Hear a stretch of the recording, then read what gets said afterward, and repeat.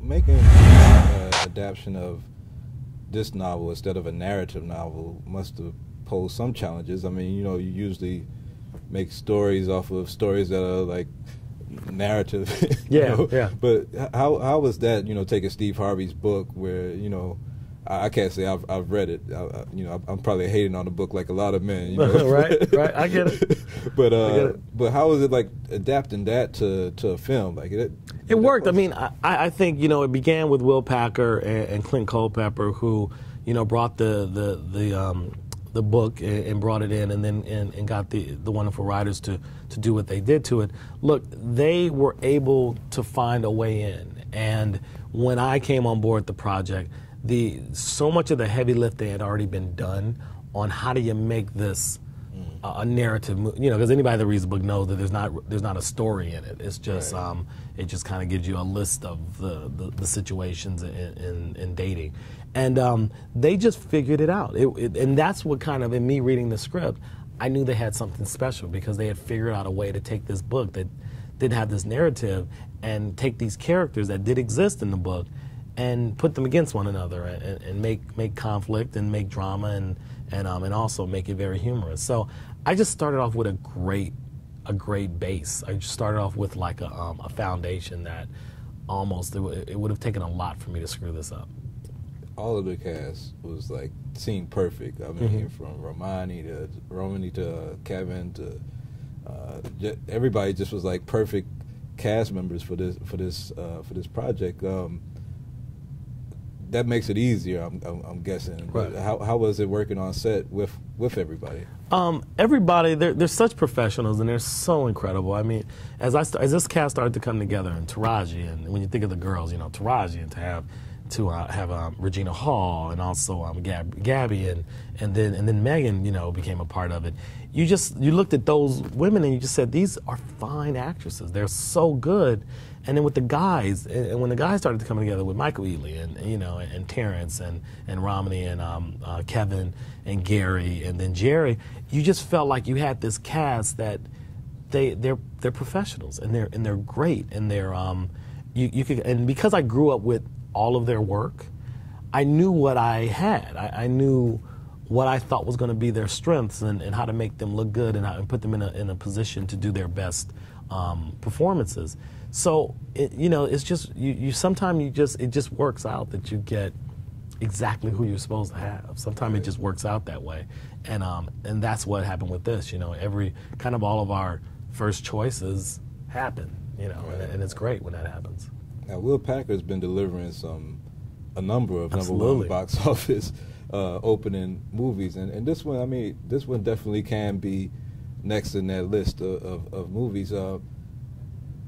As filmmakers, I know, African Americans in particular have these powerful stories that they always want to tell, but a lot of times they're hard to watch as a movie twice. Mm-hmm. But even in today's world, where you have the downloads and DVDs and everything else that plays so much into the business of filmmaking, isn't this like more of the formula success? Make a film that people could go watch, because I could go watch this tonight screening, Monday again, and go take. But you know what I'm saying? This is a movie that I would watch over and over again, and then I would buy on DVD when it came out to put in a collection. I mean, doesn't that resonate more for the business of film?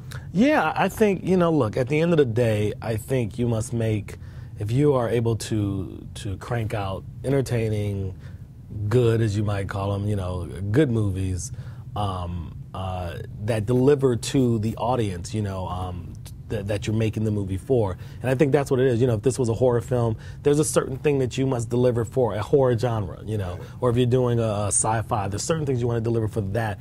And then, with ours, we think we've delivered to the audience that it's made for, which is really just anybody that's dating, anybody that's dealing with a relationship or anything like that. We think we've kind of delivered it. So it's one of those things that when you can make a good movie, I think that's when it has a life beyond theater, beyond pay-per-view, and so forth and so on. And that's what I find. If it resonates with people and they enjoy themselves, if they come out of the screening, which I love to see, people come out of the screening and they feel good. And there's times, I know there's a lot of old movies that I put on and watch over and over again because of the way they make me feel. You know, I watch it and I feel good about watching it. Right. And hopefully we've done that with this movie. We just wanted to entertain people and have people have a good time, and hopefully you know, we're successful in that. You worked with Kevin with Laugh at My Pain, and now with this, is he positioning himself as that guy, that comedic actor that can do the stand-up, do the comedy? And... Oh yeah, you guys know. I mean, Kevin has, you know, the guy's work ethic and his pure talent.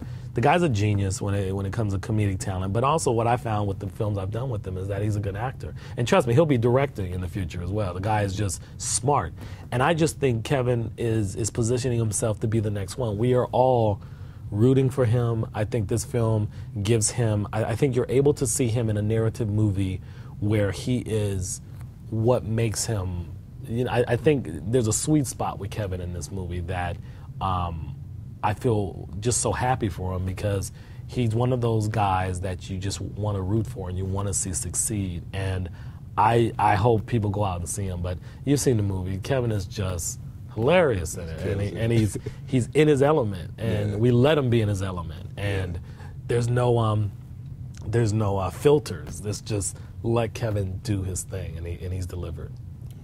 Well, before I go, I mean, I know you're dressed nice, and I'm in a hoodie, but no. I'm in the hoodie because of Trayvon Martin. And okay. I wanted to get, you know, your reaction. I know this movie is a good, feel-good movie, so all this bad news and stuff that people been having, just to go detach and have a good time. But just as black man, what are your reactions to some of the stuff that's been going on with Trayvon? I am actually trying to reserve my reactions to it, because there's a lot of intricacies with this case.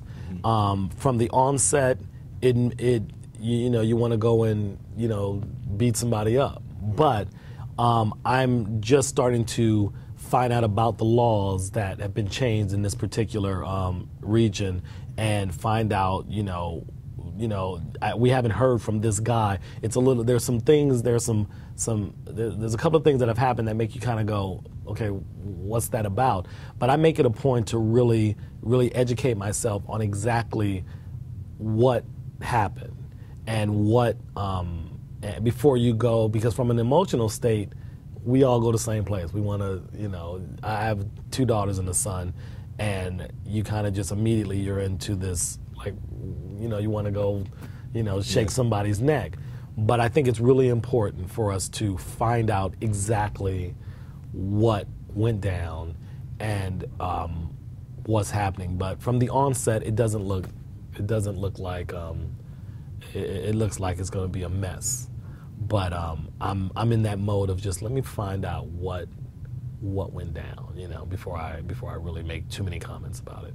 All right. Well, thank you, Mr. Tim Story. Everybody, go check out Think Like a Man.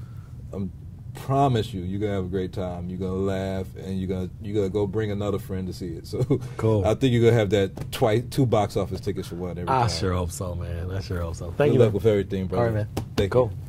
Hi, it's Tim Story. Stay tuned for a clip from the new movie Think Like a Man. Force. You're not even using the picks. You shot 1 for 27. I'm not the one that's not coming off the picks. Y'all done here? We want to play some full court. Oh yeah, we're good. No, we're not. Y'all want the court? You play for the court. That's what real men do. So y'all want to play for it? Am I stuttering? You're not gonna punk us. I'm not serious. I am serious. People come in here and they think they got us. Y'all don't have nothing.